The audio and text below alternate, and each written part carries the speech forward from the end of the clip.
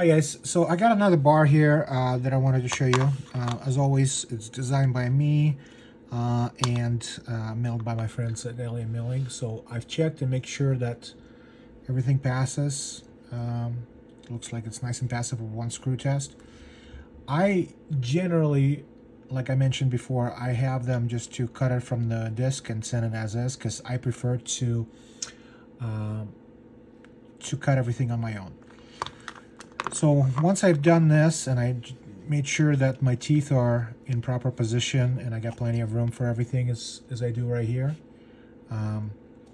One thing also, guys, remember you want to have plenty of room for acrylic underneath the bar and over the bar, because you want about 2 millimeters of acrylic all around.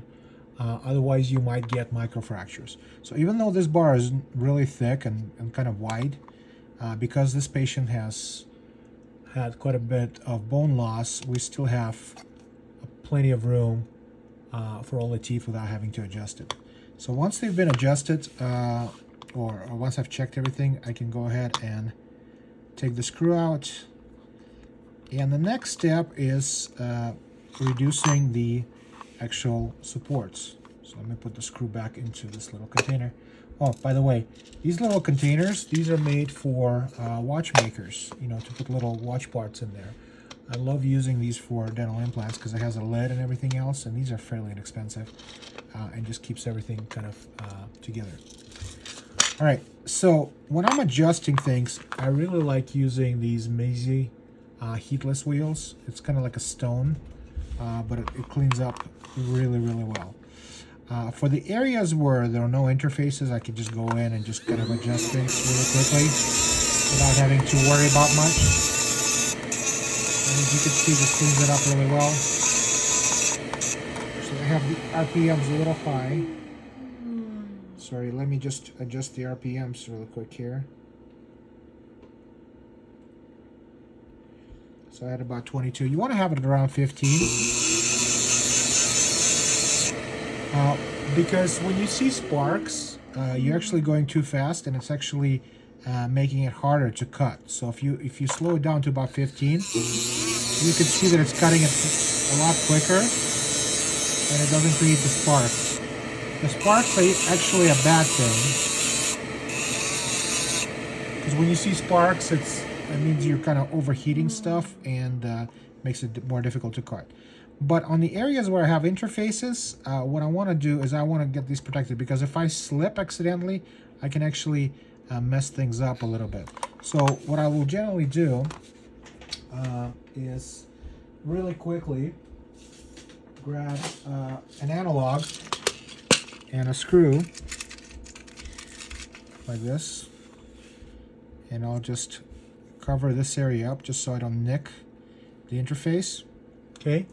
And then I'll take one of these 5mm heat shrinks and just put that over the whole interface. I do the same thing when I do sandblasting as well.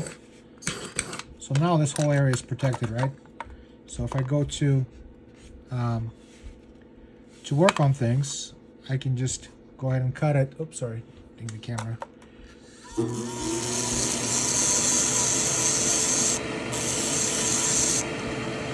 Clean things up a little bit. Now, if I'm worried about hitting these areas accidentally, I'll do the same thing. So, for example, if I want to make sure that everything around the interfaces is protected, same thing. I'll just put one on this side. Let's do that real quick, just so we are nice and safe. And we're going to put one more on the other side. So that way, if I slip accidentally while adjusting it, all the areas are nice and protected. So a couple more heat shrinks real quick. Get that adjusted. So now that area is protected. Let's get that one protected as well. Okay, so that's nice and done. So now I can go ahead and not worry about me slipping and messing up my interfaces in any shape, way, or form. Okay. So pretty quickly, I get all the supports cut. I don't need to make sure it's polished because I'm going to be sandblasting this anyways and opaquing this whole thing. Okay. Hopefully this helps, guys, and I will see you later. Bye.